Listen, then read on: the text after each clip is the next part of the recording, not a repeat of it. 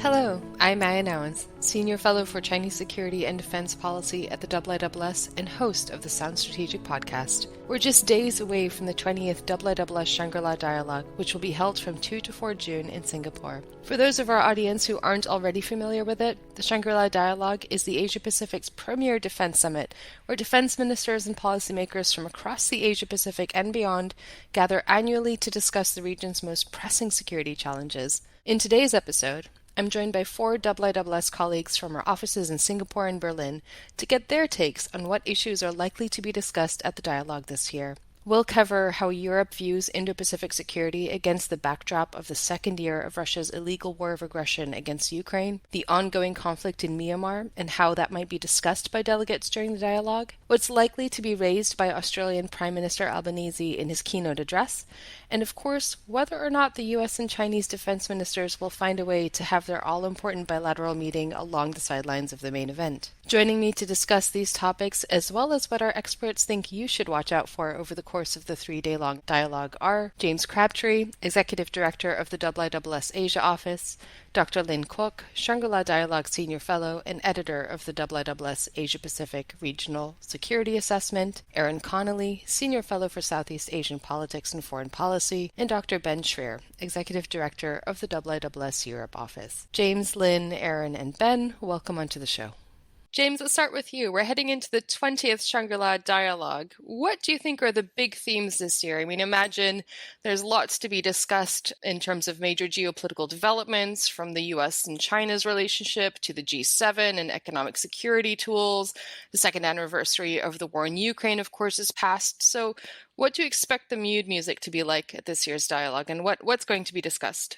I think the main focus in this year, as in almost every year, is the bilateral relationship between the United States and China. There, the mood music is not particularly positive. The relationship has been on a downward trajectory since last year's dialogue.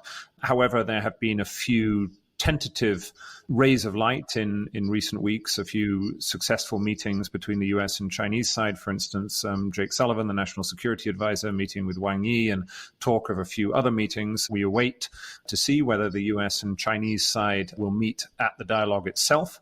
But I think that will be the main area of focus. And the real question the region is asking is there any way that these two countries can pull out of what appears to be a downward spiral in bilateral relations, where even if from time to time there are some upward ticks, as for instance when the two presidents meet, what else can be done to stabilize the poor and deteriorating relations between the two sides? I think that's what most people will be looking for. I mean, you're right. The big question is, of course, whether the newly appointed Chinese Defense Minister Li Shangfu and U.S. Secretary of Defense Lloyd Austin will meet. Can we confirm to our listeners that both are attending? And what's your gut instinct about the possibility of a meeting? We've heard and read various reports in the news about the potential for the CAATSA restrictions on Chinese Defense Minister Li Shangfu possibly going to be lifted or not by the U.S. administration, which apparently the Chinese have made a prerequisite for a bilateral meeting. How likely is all of this, and how important are these high-level meetings on the sidelines of the Shangri-La Dialogue? Yes, I think for our readers, it's worth noting, in a sense, take a step back and say, well, what is the Shangri-La Dialogue? So if you walk into the Shangri-La Hotel in 8 days' time from when we're recording this, you'll see many hundreds and thousands of military officials and senior security leaders, including a number from the United States and China. And so you have both the plenary program, which we put together, where lots of defense ministers speak, including by tradition, the ministers from the United States and from China. But there are also a range of bilateral meetings that are happening in private behind the scenes on the floor above. And so the question you're asking, will the Chinese and the Americans meet? We don't know the answer to that yet. By convention, they do. There have been some news reporting that, as you say, this time maybe they won't. I mean, I think the only answer we can say is wait and see. I think there are reasons to be moderately hopeful about this. So on the skeptical side, as the report that you mentioned in the Financial Times last week noted, because the new Chinese Defense Minister Li Shangfu has these American sanctions against him, the Chinese side has indicated in private, so the report suggests that this is a barrier for them, that they feel it would not be appropriate to meet while their minister is under sanction. However, both sides, the United States and China, will want want to come to the region, to Singapore and to Southeast Asia, and be seen to be making best efforts to be cooperative with one another. They walk into a region which is growing increasingly nervous about the behavior of both sides of the great power competition dynamic. They're worried that China is quite assertive in their own backyard. They're worried that America is increasingly pushing back against China, and that this is creating a dynamic which deliberately or accidentally may tip the region eventually into conflict. And so having a meeting with your opposite number is in a sense the minimum that the region would like to see. And so I think we'll have to see how this pans out during the weekend itself. But I think that at least creates some countervailing pressure where both sides might like to be seen to make an effort towards dialogue, even in a broader context in which there is very little communication and little trust between the two sides. And in fact, that actually makes the meeting at the Shangri-La Dialogue all the more important because the US and Chinese defense ministers respectively only ever really meet with one another twice a year in any case. One of those meetings happens at the Shangri-La Dialogue. So if they don't meet then that's quite a loss to the bilateral diplomatic calendar. Indeed, and of course, this is Chinese Defense Minister Li Shangfu's first Shangri-La Dialogue in his new role. So it'll be interesting, of course, to see what he picks up on in his speech, and also what, of course, the messaging, not just to the region and to the United States will be in his speech, but to audiences back home as well, who will be watching this very closely. Can you give us a sense of the diversity of the other delegates at this year's Shangri-La Dialogue? Obviously, there's US-China, but there's a range of other countries who are participating as well, not just from within the region, but also from beyond. Yeah, so I will turn the microphone over to Lynn, Aaron, and Ben, who in their own ways all know this region better than I do. But the Shangri-La Dialogue brings together a range of ministers. So we're in Southeast Asia, so the defense ministers of almost all of the Southeast Asian countries come. Then you have the wider Asia-Pacific, or Indo-Pacific as some call it. And so typically you have ministers from Japan, Australia, the Republic of Korea. Then you have a whole swathe of Europeans. Ben will probably talk about that in a minute, from the larger European countries down to some of the middle and smaller powers. And then you have a smattering of others as well. So we will tend to have some from the Pacific Islands in this part of the world, from South Asia, from the Middle East, where we as the IISS have a sister dialogue in Manama, which happens in November. And we try and make sure that the Middle East is well represented. It's quite a cosmopolitan gathering with a core of Asian participants, but also drawing in countries for whom the Asia Pacific is strategically significant for whatever reason. And last question for you before we do move on to Lynn, Aaron, and Ben. We've had some quite frank statements made at previous Shangri-La Dialogues during the plenary sessions by various ministers, particularly during the question and answer sessions. How much of a topic do you think Taiwan is going to be this year? I think Taiwan will be a big focus, even more so perhaps than last year. So last year's speech, particularly the speech from the previous Chinese Defense Minister Wei Fenghe, it didn't break new ground in terms of China's statement or position on Taiwan, but it was quite a forthright, some would say fiery restatement of the red lines that China perceives. I mean, he was very frank in terms of what China felt to be its position and the risks involved. And so I would anticipate that China will reiterate those red lines, that the United States will talk about this. And if you think about the wider context here, the really big event between this Shangri-La Dialogue and the last was Nancy Pelosi's trip to Taiwan, and then the Chinese response to that, the quasi-blockade and other kind of military activities which China undertook, and then a kind of reprise of that which followed President Tsai's visit to the United States last month. In a sense, while Taiwan is always a major flashpoint around the region, there are others, the Korean Peninsula, the India-China border, Myanmar, there are various areas that the IISS focuses on, but I think it would be fair to say that Taiwan will be a more prominent focus this year because simply it's been more prominent over the last year. Lynn, moving on to you. Speaking of potential flashpoints and regional tensions, what have notable developments been in the South China Sea in terms of security in the past year, and how do you expect them to be discussed in this year's dialogue? I think there have been several notable events in the past year. First, there have been accusations that China has built on unoccupied reefs in the South China Sea. This is significant because if these reports are true, these would be the first known instances of China actually building on features it didn't already occupy. Second, there's been an increased Chinese Coast Guard presence in disputed areas of the South China Sea. This has led to dangerous skirmishes and near collisions between Chinese Coast Guard and Philippines, Vietnamese, and Malaysian naval and law enforcement vessels. For instance, I think one event that hit the international media was the Philippines accusing China of aiming a military-grade laser at Philippines Coast Guard vessels and crossing dangerously close to the Philippines Coast Guard vessels, putting the Philippine crew in danger. And finally, of course, China continues to object to assertions of passage and freedoms of the seas by the United States and other naval powers in the South China Sea.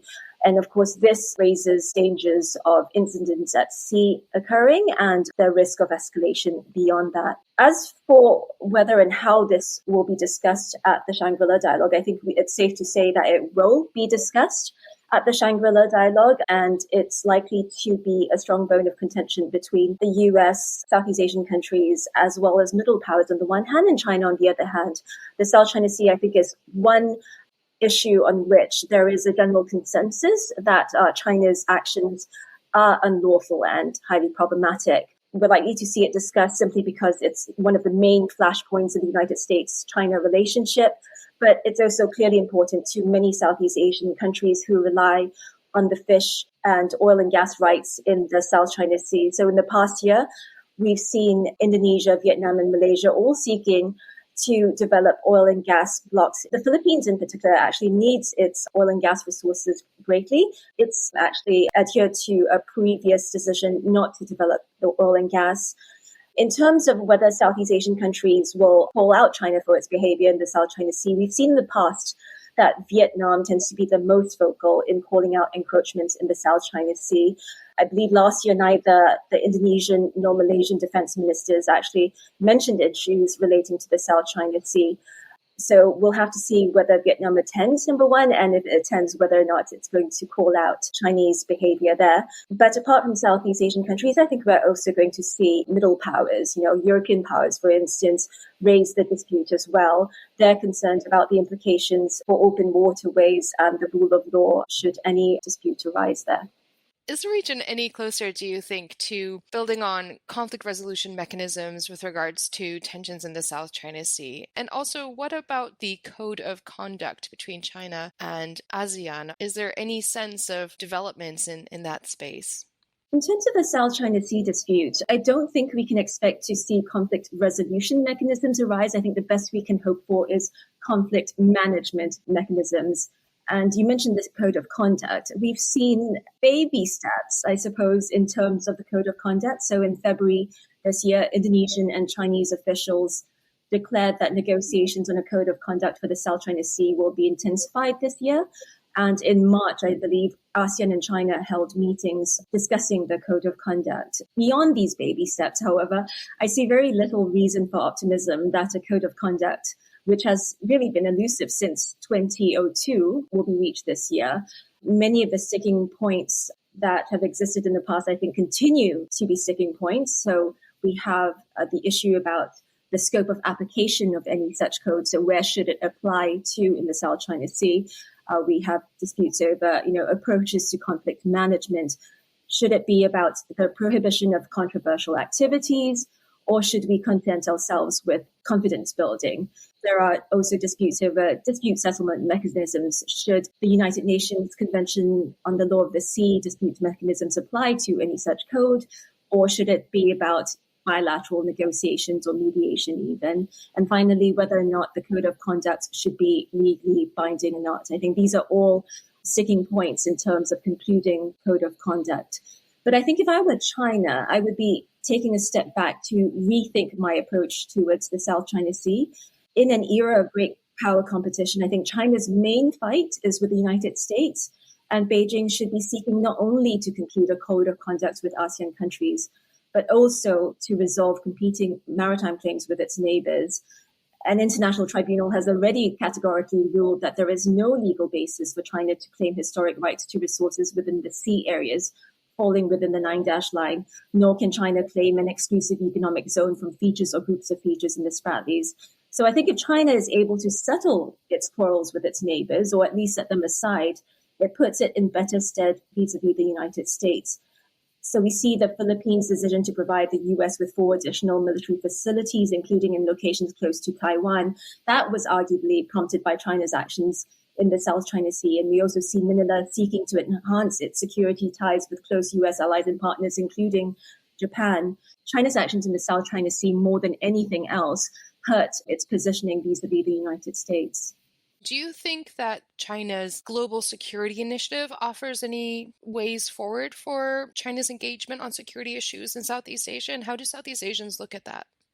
I don't think the Global Security Initiative has made much of a splash in terms of Southeast Asian consciousness. And I think ultimately it will be about China's actions, not its words and rhetoric, that matters to Southeast Asians. So when you're talking about, Southeast Asian oil and gas resources and fishing rights that they need for development and they need for the fishermen, they will be looking for China to walk the talk. Thanks, Lynn. Aaron, moving on to you. We've just passed the second anniversary of the coup d'etat in Myanmar in February this year. How are the countries which are coming to the dialogue dealing with this conflict? Thanks, Meia. I think, if you take a step back, when we were talking 2 years ago after the coup d'etat, this was really at that time a diplomatic crisis. Protests had been suppressed for the most part, but it hadn't devolved into a full-scale conflict like it is right now. And so the situation inside Myanmar has deteriorated really rapidly over the last year and a half. And although it's impossible to know how many fatalities on either side, we have tracked over 20,000 armed engagements since the coup d'etat. And so this is now what some are calling a civil war. On the one side, the State Administration Council, which is what the junta calls itself, which is mostly comprised of senior military leaders led by Senior General Min Aung Hlaing.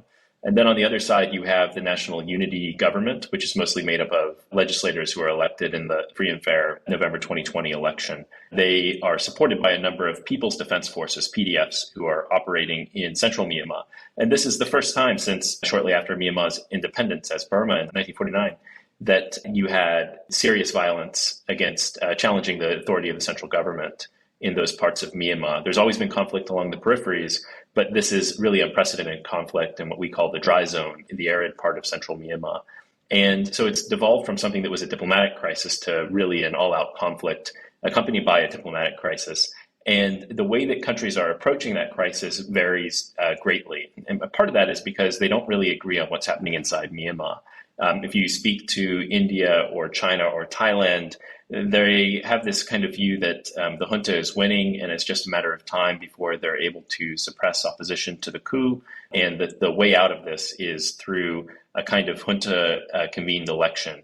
On the other side, you have democratic countries, European countries, and actually most of the maritime countries in Southeast Asia, which don't see any end to the conflict in sight and have been putting a lot of pressure on the junta to come to the table and begin peace talks with National Unity Government, or at the very least with ethnic armed organizations that are aligned with it. So very different approaches based on very different perspectives about what's happening inside Myanmar.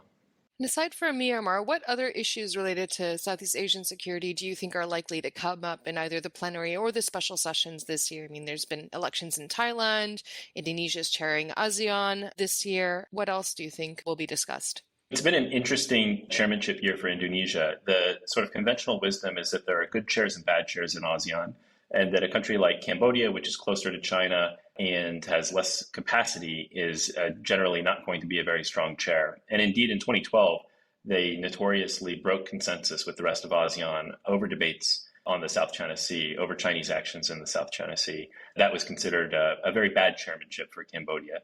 But last year's Cambodian chairmanship has been given really strong reviews, even by the United States, which it really sort of changed their perspective of where Cambodia sits within the region in terms of proximity to China versus proximity to other outside powers. And Indonesia is also confounding expectations in the other direction. And so Indonesia is usually considered to be a very strong chair. They're meant to be the primus inter pares within ASEAN.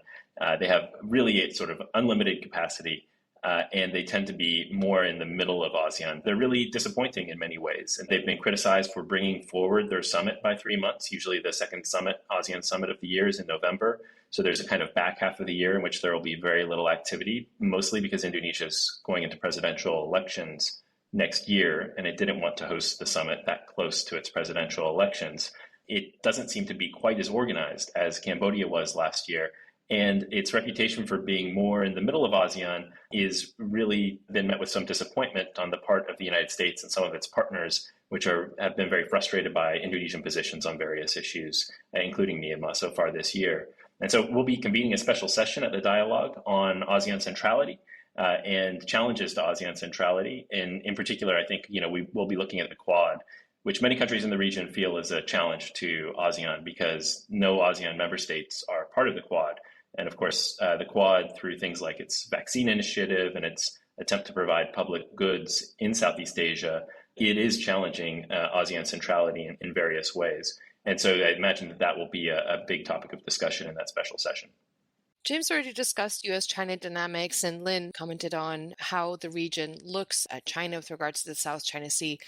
We also, as James mentioned, have a number of other regional and extra-regional participants at the dialogue at ministerial level. What do you think Southeast Asia is looking for from the US, Japan, or Europe in 2023? And I know that's a very broad question with regards to Southeast Asia, but there's lots of dynamics happening in the region at the moment, both with regards to regional actors and extra-regional actors. And I just wondered whether you could give a flavor of that dynamic. The most interesting dynamic is the way that Southeast Asian states that previously appeared as though they might be kind of incipient balancers against China's rise. The Philippines, Vietnam, Singapore, and occasionally Indonesia. 10 years ago, we would have spoken them as, a balancing coalition against China that the US and its allies might be able to put together within Southeast Asia. Really, that's kind of maritime coalition.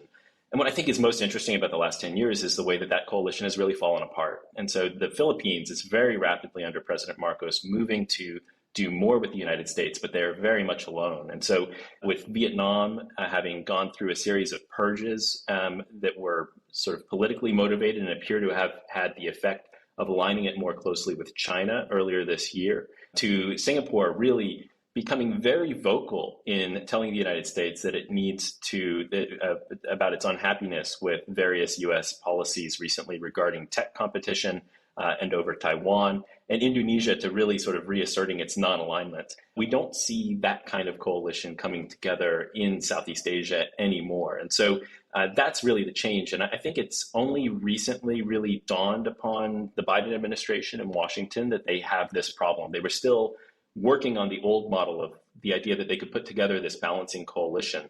And it's only recently occurred to them that they may have lost that opportunity, mostly because they didn't really adjust very quickly. And the narrative in Southeast Asia really got away from them, particularly over Taiwan, where the US is actually seen as the more provocative party now in Southeast Asia, which is striking because, of course, it's not the US that is sending missiles into the Taiwan Strait. But it's something that the US, if they want to get back in the game in Southeast Asia, has to address. They have to be able to explain how what they're doing is really deterrent and not escalatory. And they haven't been able to do that so far. And I think, in fact, Secretary Austin's speech at the Shangri-La Dialogue last year was a real example of their inability to do that. So I'd be looking this year in Secretary Austin's speech, and I think most Southeast Asian states will be looking for new language that tries to demonstrate that really their intent is, and I think this is sincere, to be deterrent as opposed to escalatory. Fascinating. Well, moving on to extra-regional countries and powers then. Ben, sitting in Berlin at the moment. A key message from last year's Shangri-La Dialogue was that the security of the Indo-Pacific and Euro-Atlantic regions are inextricably linked. We're now in the second year of the war in Ukraine. How do European countries currently view the Indo-Pacific and vice versa? Well, thanks, Meia. I think, more than 1 year into the war, that view has been reinforced in Europe, in many European countries, including in those who have been previously a bit more skeptical about this argument that, the two countries are increasingly strategically connected, if not increasingly also operationally, and we might have to see how that develops in the future. And that includes important countries such as Germany and the Scandinavian countries. I really believe that China's lack of putting real pressure on Russia to end the war, signs and indications of ever closer Sino-Russian strategic cooperation, and of course the Taiwan issue, all of those factors have firmly led to reassessments in Europe and to the idea that look, the Indo-Pacific, what happens in the Indo-Pacific in terms of security is just too important to ignore. And you might agree with me that, never in our lifetime have we seen Taiwan being so closely watched and discussed in European capitals, including that key question of what to do in case of a conflict. Previously, the firm assumption was we're staying out of this. I think now the realization is we can't. European countries can't stay out of this conflict, and the question is then what to do about it. I think the fact that we have that very, very strong presence, as James alluded to at the beginning, of European defense ministers at this year's Shangri-La is a testament to the fact that they all recognize how important this region is. And on top of that, we have, the EU High Representative Josep Borrell speaking. So we're really looking forward to hearing from the UK, France, Germany, Netherlands, but also Sweden and the Ukraine, their respective defense ministers, of how they see it. But I would expect them to confirm that from their perspective, those two theaters are now firmly strategically linked. You've mentioned a whole host of countries from Europe that are attending the Shangri-La Dialogue this year, and we've also heard various messages from capitals of those countries that don't always seem to align when it comes to discussions like Taiwan and the potential of conflict and the role of Europe potentially in responding to a conflict or helping to deter a conflict like a Taiwan contingency. Do you think Europe has graduated from its learning curve of how to think about the Indo-Pacific, how to talk about the Indo-Pacific? I note that Lynn has written an excellent article in Survival on this topic. In the past few years, there have been discussions of how to frame Europe's relationship with the Indo-Pacific. We've graduated in the UK, for example, of looking at this in terms of autocracies versus democracies. But by and large, there doesn't seem to always be as much alignment within Europe when it comes to the Indo-Pacific, and certainly not when it comes to Taiwan or China. As always, with Europe, it's probably sort of a yes and a no. At the same time. Europe is not one coherent bunch. Europe, just like in the Indo-Pacific, consists of many different countries with many different interests. I think you can see this in regards to the question that you just raised. I think on the yes side, I think it's fair to say that several European powers have refined and adjusted their Indo-Pacific assessments. They have refined and adjusted their respective Indo-Pacific strategy. The language on China has clearly hardened across many European countries without, at the same time, falling into this black and white dichotomy. De-risking, I think, has now been firmly accepted as a concept in Europe. We'll have to see about the implementation. But the first step is to recognize that you have to do something about it, and then you have to think about what exactly you are going to do about this. I think we also have, on the positive side, now a firm realization amongst several European countries that the need for persistent defense engagement in the region. So the UK just announced another carrier strike deployment for 2025. The Germans will probably announce a few more things at the Shangri-La Dialogue after sending the frigate Bayern, participating in air exercises in Australia. The German army for the first time will participate in an Australian land exercise in August, July. We are looking forward to hearing from the Dutch, how their deployment looks for 2024. And the fact that Sweden is also speaking is interesting, because while we might not want to expect Sweden to announce the deployment of a Swedish frigate, I think it will be interesting to see what Sweden's offer, so to say, will be in terms of defense engagement. So there are things happening on the positive side. On the negative side, as you said, of course, the message is still inconsistent.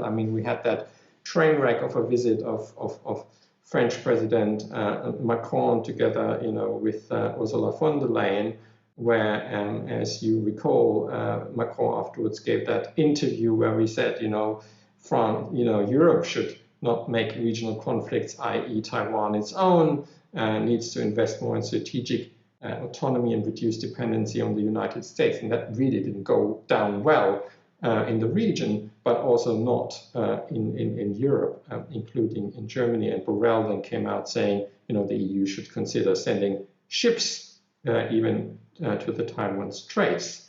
That, of course, raises immediate questions about, limited resources. So who else than those that I already mentioned could send ships? Would they put them under EU command? We haven't seen any such operation taking place in the Pacific.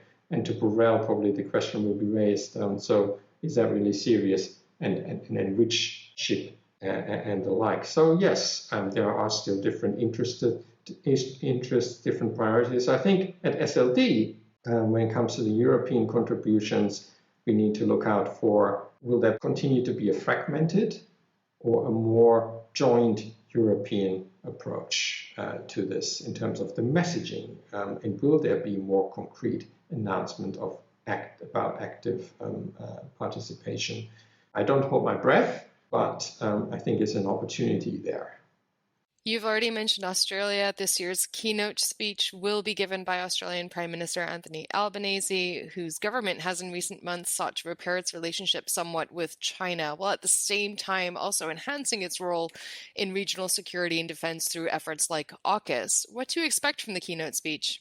I think we should start from the premise that in Australia there is now sort of a firm realism about China, which is on the one hand the understanding that China is foremost a strategic competitor, and that in terms of security, Australia is firmly aligned and even closer aligned than ever with the United States and other crucial partners such as Japan. But of course, that doesn't mean that you can't trade with China.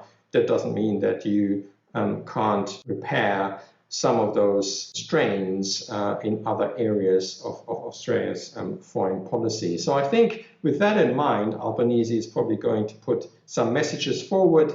For me, at least 4 come to mind. First, I think he will say something along the lines that great power rivalry in the Indo-Pacific, as James has said, is increasing, and that the risk of conflict has never been higher. He will then probably also say that, as other Australian governments have said, that might is right cannot be the basis for regional security. We will have to see how directly he mentions China. Usually Australian prime ministers are not shying away from that. It will be interesting to see what he will say on Taiwan. I would well expect him to have a line in there about Taiwan and the need for the conflict to be resolved peacefully. Thirdly, I think that he will underscore that Australia seeks to be an active and reliable security partner, particularly in Southeast Asia, the Pacific, but also the broader region. And fourthly, I think he will say something along the lines that Australia takes its defense obligations very seriously. And I think he will strongly make the point that AUKUS, from the perspective of Canberra, will actually contribute to regional stability rather than undermine it. So I think these are some of the key messages that I expect him to put forward.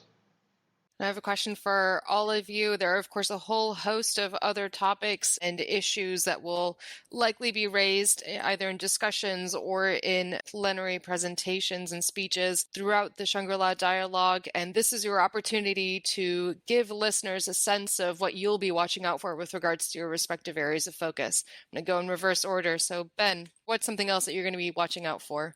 What I will be watching out for is particularly the Philippines, and how the Philippines is positioning or repositioning itself in defense terms. I mean, as Aaron has said, the Philippines has been moving at quite a high speed in an interesting direction. And in that context, I also will be watching if, for instance, Albanese mentions the Philippines, because there have been some significant uptick in Australian engagement, defense engagement with the Philippines as well, and how Japan comes in, because it was not just the United States who jumped on the regime change, so to speak, but also Japan. That will be one of the things that I will be listening quite carefully to. Thanks, Ben. Aaron. Thanks, Meia. I would take the other end of Southeast Asia there from Ben. I think I'll be watching for the same things that Ben was watching for with regard to the Philippines. But if we sort of take the old framework for Southeast Asia and think about Cambodia as the other end of that spectrum, There was an interesting opportunity last year, which I think delegates didn't really seize, to ask the Cambodian defense minister about developments at Ream Naval Base, which of course the United States has alleged is being developed as a facility for the sole use of the Chinese PLAN.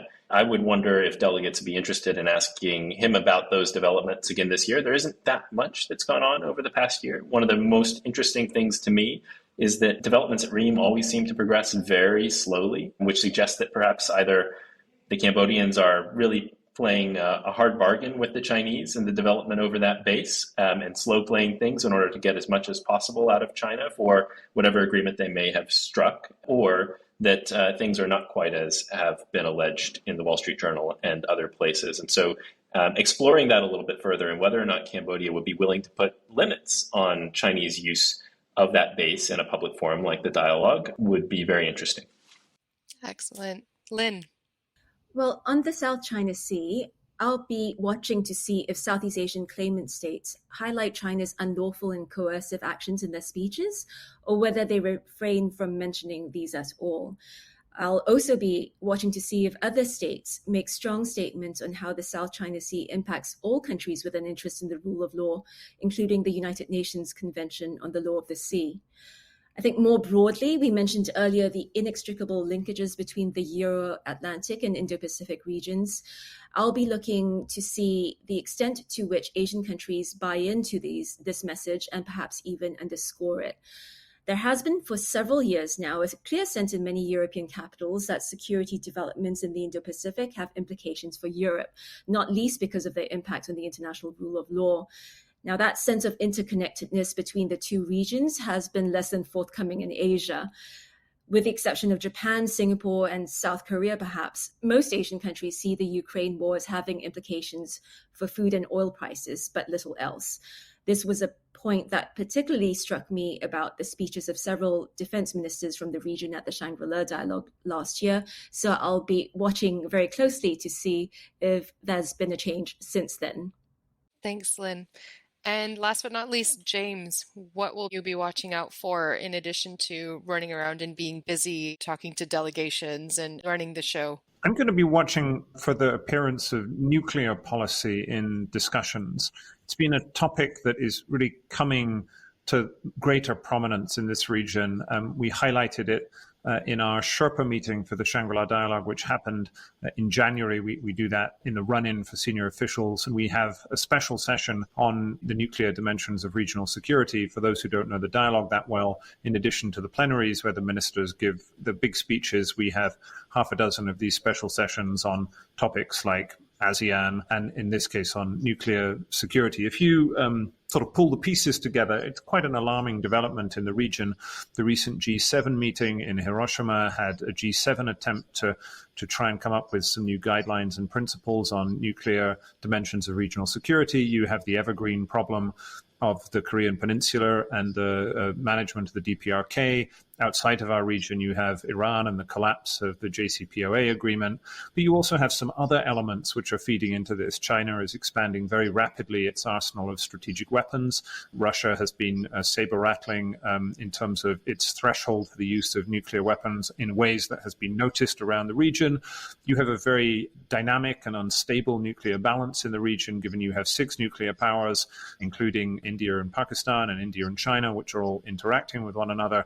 And then in a completely different way, not so much in terms of nuclear weapons, but nuclear technologies, you have the AUKUS agreement, which Ben, along with other of our colleagues, has written interestingly about over recent times. So if you sort of draw all of that together, there's actually an awful lot going on in the nuclear field in the Asia-Pacific region, much more so than would have been true a couple of years ago. And I think that's an area that we at the Institute, as part of a new research program that we have based in Singapore, are going to be taking a good hard look at, in addition to work that's being done by Ben and his colleagues in Berlin. Excellent. Thank you. Well, thanks, James, Lynn, Aaron, and Ben for joining me today. We'll keep an eye out for you during the dialogue, of course, especially during the Q&A sessions and the special sessions, and look forward to your analysis coming out of the dialogue afterwards. That's all we have time for today, unfortunately. So thank you, James, Lynn, Aaron, and Ben for sharing your thoughts, and we look forward to seeing more of your analysis during the course of the dialogue. And thank you all for listening. We hope you enjoyed the episode. For more in-depth analysis, visit the IISS website and follow the IISS on Twitter and LinkedIn. You'll find more information about the dialogue in our show notes, including links where you can follow the Shangri-La Dialogue as it happens from 2 to 4 June. If you can't join us online or in person in Singapore for the dialogue, we've got you covered as well. We'll be back with another episode of Sound Strategic right after the dialogue with more of our in-house experts to debrief you on everything that you might have missed. In the meantime, please do follow, rate, and subscribe to Sound Strategic wherever you listen to your favorite podcasts to keep up to date with all the latest episodes. Thank you and see you next time.